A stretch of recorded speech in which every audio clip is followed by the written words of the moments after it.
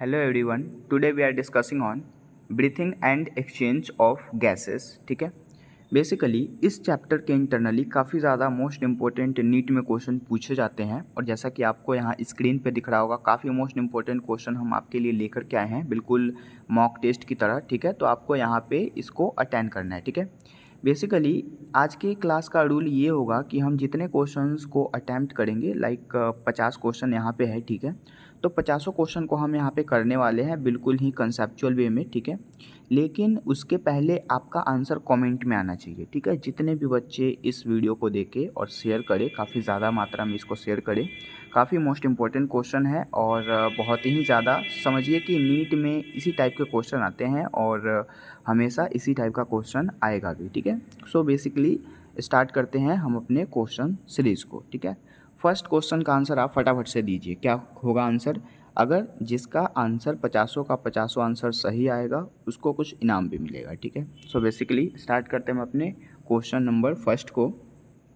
The amount of O2 transported by 1 litre of blood under stresses condition in the approximately, मतलब कि ये जो oxygen होता है वो 1 लीटर में कितने मतलब कि देखा जाए तो कितना ml वो कंडीशंस कितना ml वो ट्रांसपोर्ट कर देता है। ठीक है, ट्रांसपोर्टेड बाई कितना ml वो ट्रांसपोर्ट कर सकता है। ठीक है, तो 12 से 16 जो होते हैं वो 100 ग्राम में करते हैं, लेकिन यहाँ 1 लीटर पूछा जा रहा है। तो 1 लीटर मतलब कि 12 या फिर 16 गुने आप 10 कर लेंगे, तो 12 या फिर 16 मान लेते हैं, 16 गुने 10 करेंगे तो कितना आएगा? 160 आएगा। लेकिन यहाँ पे 160 का कोई ऑप्शन नहीं है और 12 से 16 रहता है तो 120 से 160 आना चाहिए। तो यहाँ 120 भी ऑप्शन नहीं है, ना ही 160 है, मतलब उसके बीच का 150 है। तो राइट आंसर क्या होने वाला है?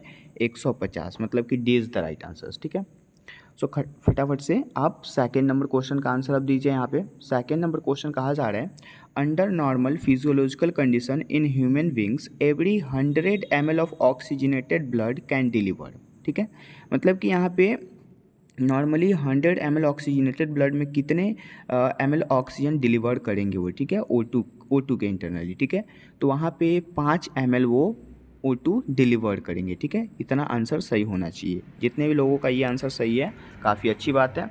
आगे के क्वेश्चन को हम अटैम्प्ट करते हैं। क्वेश्चन नंबर थर्ड यहाँ पे है, trachea divided in the right and left, this is primary bronchiole, जो कि आपको क्लास में भी बिल्कुल एज इट इज़ बताया गया था। काफ़ी इंपॉर्टेंट क्वेश्चन है। अगेन नेक्स्ट क्वेश्चन चौथा नंबर, इसका आंसर दीजिए क्या होगा? Cutaneous respiration take place through, cutaneous respiration कहने का मतलब है कि वो त्वचा से शोषण करेगा। और त्वचीय शोषण किस में होता है? तो वो होता है हमारे स्किन के माध्यम से शोषण हो रहा, तो उसको बोलते हैं क्यूटेनियस रेस्पिरेशन। और ये होता है फ्रॉग में। ठीक है, किस में होगा? फ्रॉग में, मतलब राइट आंसर इसका हो जाएगा बी नंबर। ठीक है, अगेन हम देखेंगे next question, lungs situated in the human beings are, lungs जो होता है वो कहाँ सिचुएटेड होता है ह्यूमन बींग के अंदर? तो लंग्स जो होते हैं वो थोरैसिस कैविटी में सिचुएट होते हैं, जो कि काफ़ी इंपॉर्टेंट क्वेश्चन है। ठीक है, अगेन नेक्स्ट छठा नंबर क्वेश्चन, इसका आंसर आप कमेंट में दीजिए। क्या कह रहा है question? Site of gases exchange in the lungs are, ये जो साइट होता है गैसेस एक्सचेंज का लंग्स के इंटरनली वो क्या होता है? तो वो होता है एल्वोलाई। ठीक है, विदाउट ट्रैकिया विदाउट ब्रोंक्यूल के बिना भी हम एल्वोलाई से अपना गैस एक्सचेंज, मतलब एक्सचेंज ऑफ गैसेस पूछा जा रहा है, तो गैस जो एक्सचेंज होता है वो एल्वोलाई में ही होता है। ठीक है, अगेन हम नेक्स्ट क्वेश्चन 7 नंबर देखेंगे, eight which level of thoracic vertebra trachea divided into the fifth thoracic vertebra, the right answers will be fifth thoracic vertebra, b number is the right answer। ठीक है, काफ़ी important question. Again next question यहाँ पे है, laterally and ventrally, मतलब यहाँ पे पहले वेंट्रली बोला गया फिर लेटरली बोला गया। So ventrally and laterally the thoracic chamber is formed by. ठीक है, तो यहाँ पे आपको जो बताना है वो राइट आंसर्स क्या होगा? तो इसका राइट आंसर्स जैसे कि वेंट्रली देखा जाए और लेटरली, वेंट्रली आगे की तरफ स्टर्नम से होता है और लेटरली उसके आसपास में रिब्स होते हैं, तो यहाँ पे ये लास्ट हमारा सी नंबर आंसर सही होगा। ठीक है, अगेन फिर हम नेक्स्ट क्वेश्चन 9 नंबर देखेंगे, the structure which do not contribute to the breathing movement of mammal is. ठीक है, अब मैमल के अंदर बताना है कि कौन सा ब्रीदिंग मूवमेंट के इंटरनली नहीं आता है स्ट्रक्चर। ठीक है, तो रिब्स तो आता है, डायफ्राम भी हम यूज़ करते हैं, इंटरकोस्टल मसल अंदर की तरफ होता है, लेकिन लैरिंग्स जो होता है वो एक साउंड बॉक्स होता है। तो ये आंसर गलत हो जाएगा क्योंकि डू नॉट पूछा गया, डू नॉट कंट्रीब्यूट। ठीक है, अगेन 10 नंबर हम क्वेश्चन देखेंगे, ब्रीथिंग रेट आपको सबका आंसर कमेंट में देते रहना है, ठीक है। लास्ट में हम चेक करेंगे किसका आंसर 50 का 50 सही है, फिर उसको इनाम मिलेगा, ठीक है। So the breathing rate of normal healthy man is, आपको बताना है कि ये जो ब्रीथिंग रेट होता है किस चीज़ का, नॉर्मल हेल्दी मैन का, वो क्या होता है। तो वो होता है 12 से 16 टाइम पर मिनट, मतलब कि 1 मिनट में 12 से 16 बार आदमी ब्रीथ करता है, सांस लेता है, ठीक है। अगेन नेक्स्ट क्वेश्चन यहाँ पे है value of tidal volume in a normal healthy man. तो आपको बताना है कि नॉर्मली अगर आदमी है, अगर वो टाइडल वॉल्यूम ले रहा है तो वो कितना आएगा। तो वो 1 मिनट का यहाँ पे दिया गया है, मतलब 6000 से 8000 पर मिनट। अगर एक बार ब्रीथ करेगा तो वो 500 ml लेगा, ठीक है। ये टाइडल वॉल्यूम का होता है और आपको एनसीईआरटी में भी ये बिल्कुल मिल जाएगा, ठीक है। एनसीईआरटी का ही लाइन है। Again next questions, which of the following volume is not included in the vital capacity, ठीक है। मतलब कि इनमें से कौन वाइटल कैपेसिटी में इंक्लूड नहीं है, ठीक है। तो ये इंक्लूड किस में नहीं होता है, तो ये आरबी में इंक्लूड नहीं होता है, आरबी को वो इंक्लूड नहीं करते वाइटल कैपेसिटी के इंटरनली, ठीक है। तो राइट आंसर से यहाँ पे, क्योंकि वाइटल कैपेसिटी में ईआरवी, आरबी और टीबी आता है, आरबी तो नहीं, sorry, ERV, TB and IRV आता है, लेकिन आरबी तो नहीं आता ना, इसलिए राइट आंसर आरबी हो जाएगा, क्योंकि नॉट इंक्लूडेड पूछा गया। अगेन हम नेक्स्ट क्वेश्चन 13 नंबर देखें तो क्या कहा जा रहा है, the volume of air remaining in the lungs even after a forceful expiration. अब देखिए यहाँ पे रिमेनिंग कह दिया गया, रिमेनिंग मतलब बचा हुआ है, ठीक है। और जैसे ही हम फोर्सफुली एक्सपायर कर रहे हैं, मतलब कि फोर्सफुली हमने जब निकाल दिया, निकालने के बाद हमारे लंग्स में कितना बच गया, वही वॉल्यूम पूछा जा रहा है। तो वो होता है रेजिडुअल वॉल्यूम, आरवी वॉल्यूम, ठीक है। लेकिन आईआरवी कब होता, जब यहाँ पे रिमेनिंग ना होता और यहाँ पे इंस्पायर होता तब, लेकिन रिमेनिंग नहीं होने के बाद अगर यहाँ इंस्पायर है तो यहाँ पे ईआर भी होगा, ठीक है। समझ में आया, एक्सपायरेशन की जगह। आते हैं नेक्स्ट क्वेश्चंस पे। नेक्स्ट क्वेश्चंस का आंसर आप जल्दी से कमेंट में देंगे। नेक्स्ट क्वेश्चन का आंसर क्या होगा, 14 number, an additional volume of air, मतलब कि ऐड किया जाएगा, ठीक है। Additional volume of air a person can inspire by a forceful inspiration, इन्हीं सब वर्डों पे आपको ध्यान देना होता है, जिसको मैं अभी मार्क कर रहा हूँ, ठीक है। इज़ नोन एज, तो इसको क्या बोलेंगे, तो इसको बोलेंगे क्या, क्या कहा गया, इंस्पायर और इंस्पायरेटरी वॉल्यूम। तो इसको बोलते हैं क्या चीज़, आप ऑप्शन पढ़ेंगे यहाँ पे, इंस्पायरेटरी कैपेसिटी नहीं हो सकता, ठीक है। एक्सपायरेटरी कैपेसिटी से रिलेटेड ये नहीं है।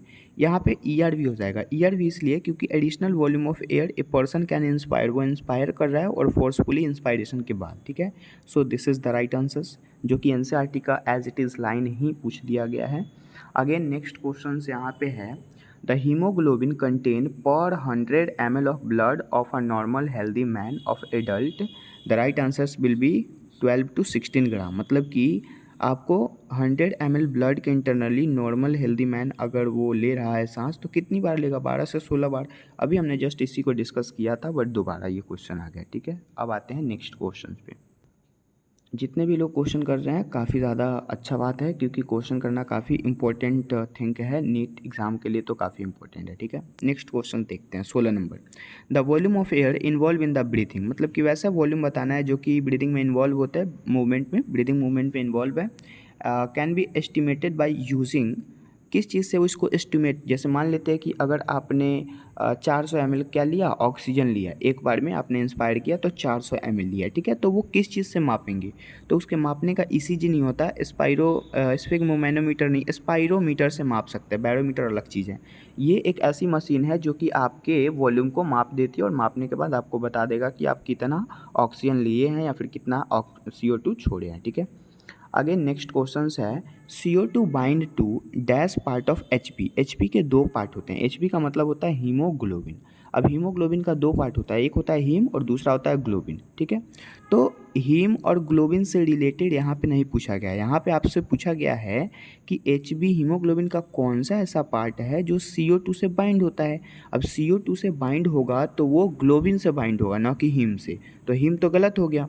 ग्लोबिन किस में है, यहाँ पे ग्लोबिन है, तो amino group of the globin is the right answer, right.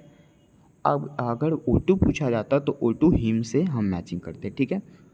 Next question देखते हैं, हाउ मोनी मोलिकुल्स, अब यहाँ पे जो आपको क्वेश्चन दिख रहा है इसका आंसर आप जल्दी से कमेंट में लिखिए, हम वेट कर रहे हैं आपके लिए, ठीक है।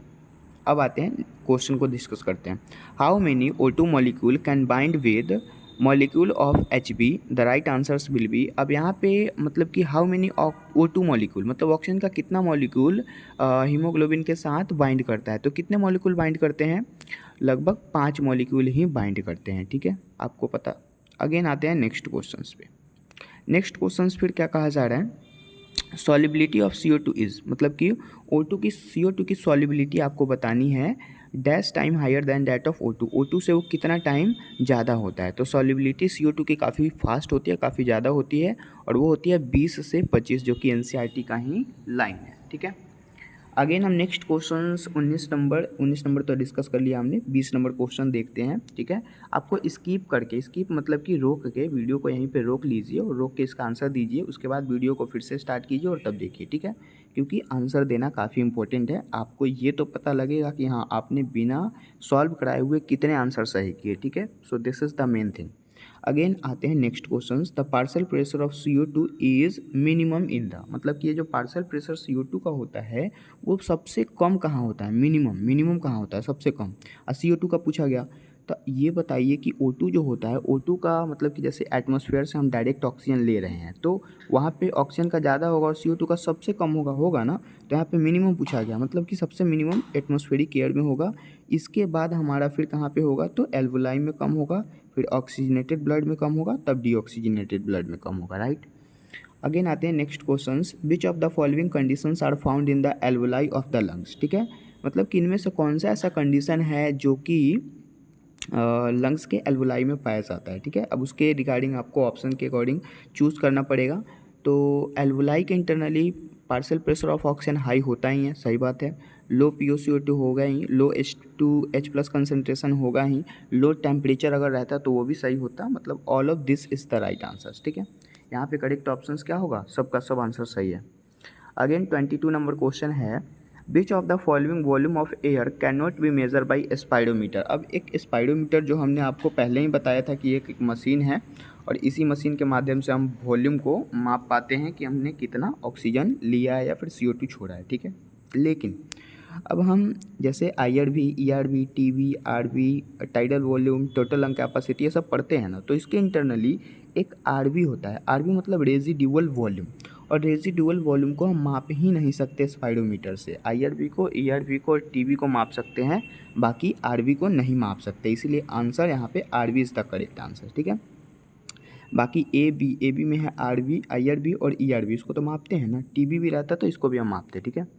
अगेन आते हैं next questions, a chronic disorder in which alveolar wall damage due to. Alveolar wall damage, देखिए यहीं से क्वेश्चन बन गया हमारा। एल्वोलर वॉल डैमेज जो होता है वो किस में होता है, तो एल्वोलर वॉल डैमेज एम्फाइसीमा में होता है। और आगे जब हम पढ़ेंगे तो एक्सेसिव सिगरेट स्मोकिंग से भी हमारा क्वेश्चन बन गया यहाँ पे, एम्फाइसीमा नाम की बीमारी सिगरेट स्मोकिंग के कारण होता है।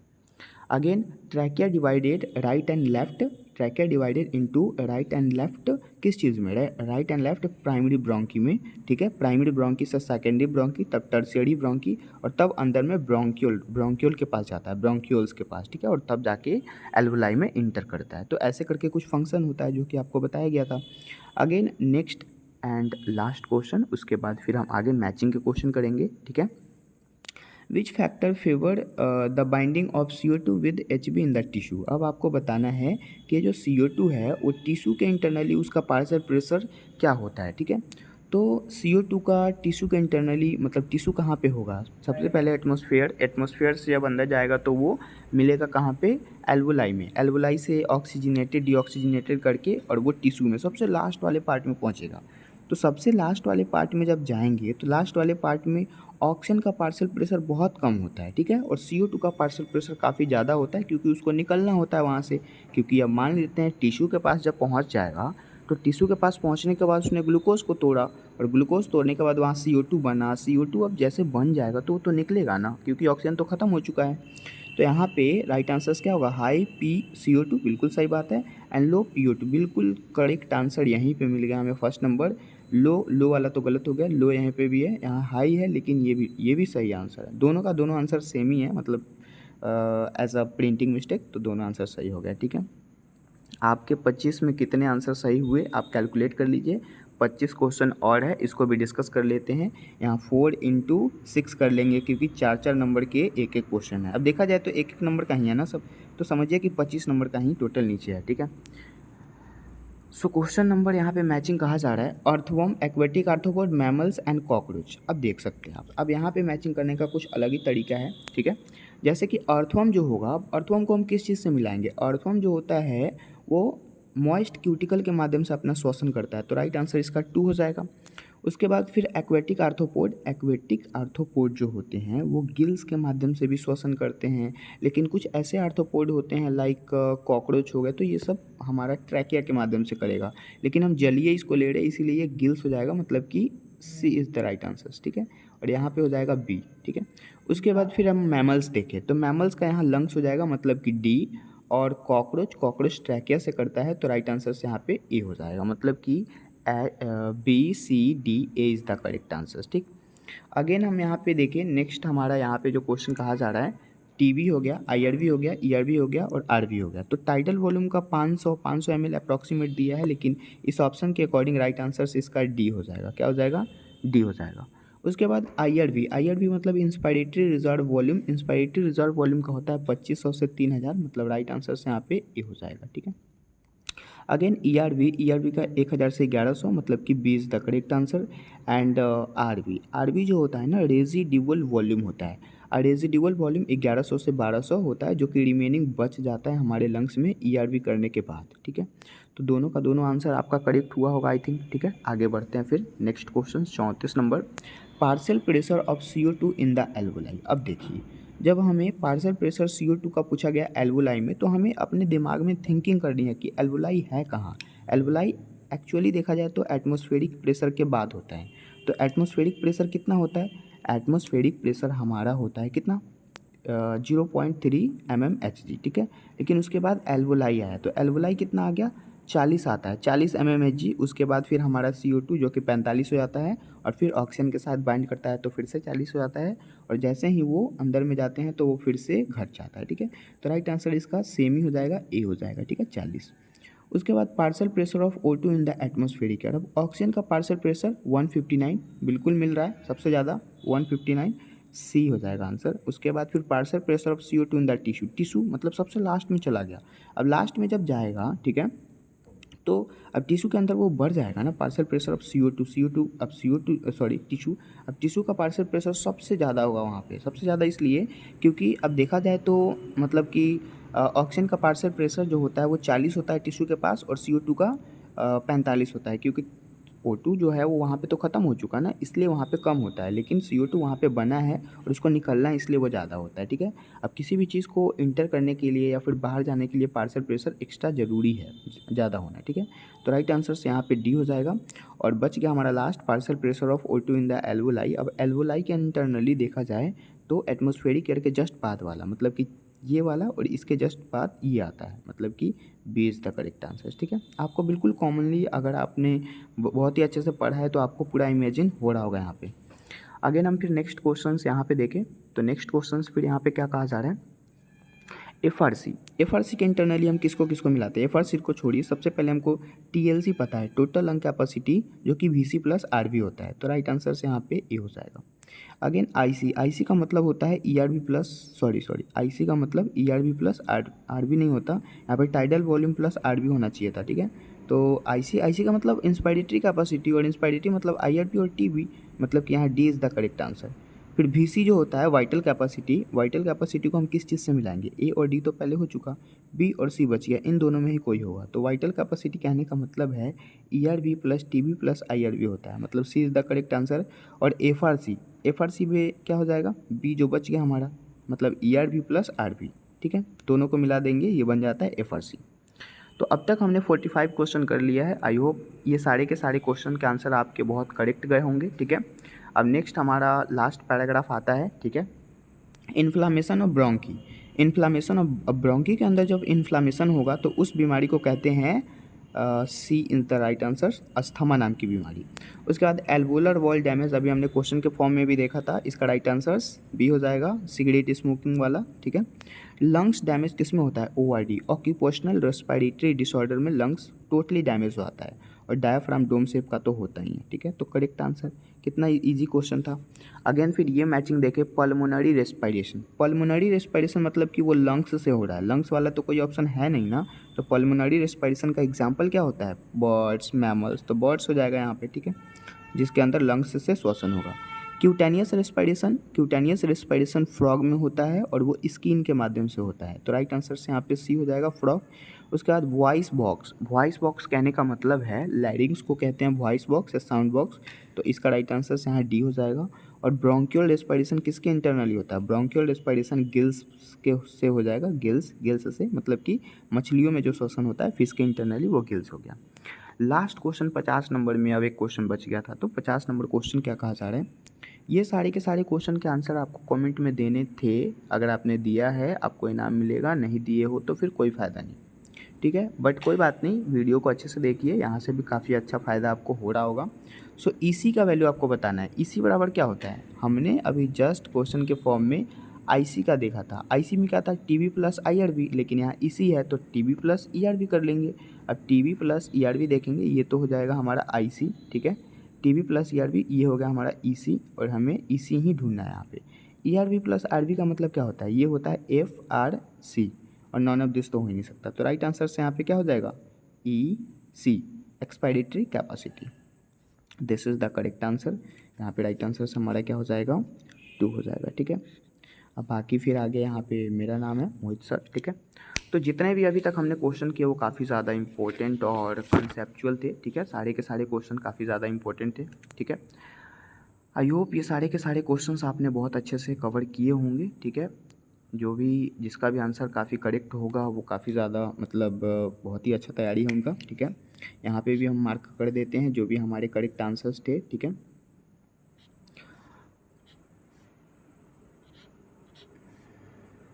फिफ्थ थोरासिस वर्टिब्रा यहाँ हो जाएगा, वेंट्रली, ये तो हमने कर ही लिया, ठीक है। तो जितने भी क्वेश्चंस थे काफ़ी इंपॉर्टेंट थे। अगर आपने इस चैनल को सब्सक्राइब नहीं किया है तो आप इस चैनल को सब्सक्राइब कर लीजिए, और आपने अगर अपना आंसर कमेंट में पूरा सही सही बताया है तो आप अभी कमेंट में अपना नाम लिख के और नाम के साथ साथ मतलब ओनली नेम लिख करके और यहाँ पे कमेंट करेंगे, ठीक है। मिलते हैं फिर अगले वीडियोज़ के इंटरनली। ऐसे ही वीडियोस के लिए आप हमारे चैनल को सब्सक्राइब कर सकते हैं और इस वीडियो को काफ़ी ज़्यादा बार शेयर करें ताकि सब लोगों को फ़ायदा हो, ठीक है। मिलते हैं फिर अगले वीडियोस में, तब तक के लिए थैंक यू।